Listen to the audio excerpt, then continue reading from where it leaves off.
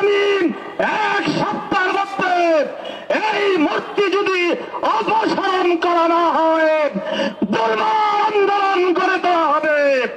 প্রয়োজনে গাইবান্ধ অভিমুখে long March কর্মসূচি হেফাজতে ইসলাম সহ সমস্ত ইসলামী দলগুলো ঐক্যবদ্ধ হয়ে ঘোষণা করবে ইনশাআল্লাহ।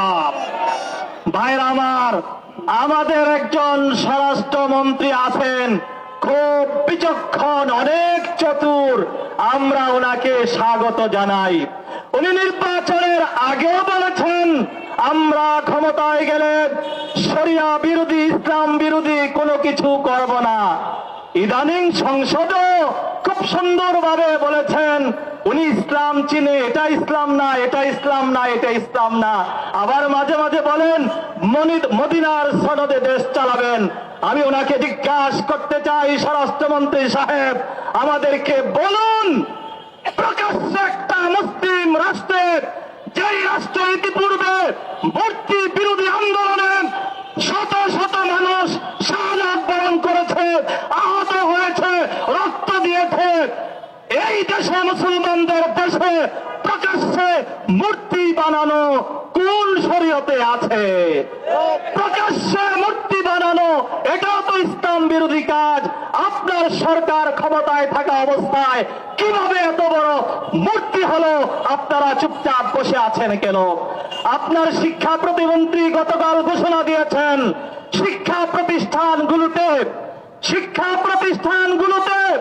নৃত্য, সঙ্গীত, কারুকলা, চারুকলা ইত্যাদি ইত্যাদি অন্তর্ভুক্ত করা হবে।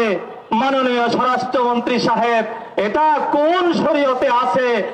শতকরা মুসলমান 90% মুসলমানদের সন্তানদেরকে বাধ্য করে আপনি নাচ গান শিখাবেন, এটা দেশের মুসলমান বরদাস্ত করবে না ইনশাআল্লাহ। আজকের এই সমাবেশ থেকে জোর দাবি জানাতে চাই, অবিলম্বে এই মূর্তি এক সপ্তাহের মধ্যে সরাতে হবে।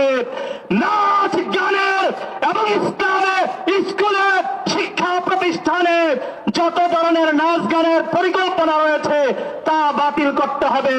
সর্বশেষ বলতে চাই, দুদিন পর পর সীমান্তে হত্যা করা হয়, পুশিন হয় বাংলাদেশে, এবং দুদিন পর পর সেই সীমান্ত এলাকায় গোলাগুলি হয়।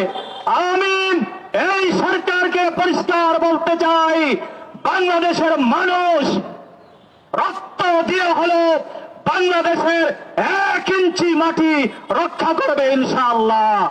আমি জোর দাবি জানাতে চাই, আপনারা যদি সামরিক বাহিনী দিয়ে এদেশের সীমানা রক্ষা করতে ব্যর্থ হন, প্রয়োজনে প্রত্যেক শিক্ষা প্রতিষ্ঠানে ছাত্র ছাত্রীদেরকে সামরিক প্রশিক্ষণ দেওয়া হোক। সীমান্তের উপর, দেশের উপর যদি কোন শকুন বাঁকা দৃষ্টিতে তাকায়, দেশ, জাতি, আবাল বৃদ্ধা বনিতা, ছাত্র জনতা, প্রশাসন, সেনাবাহিনী, নৌবাহিনী, আর্মি, বিডিআর একসাথে সকলে দেশের সীমা রক্ষার জন্য প্রয়োজনে ৭১-এর মতো আবার অস্ত্র ধরব। বাংলাদেশের 1 ইঞ্চি মাটি কোন প্রতিবেশীকে আমরা ছাড়তে রাজি নই।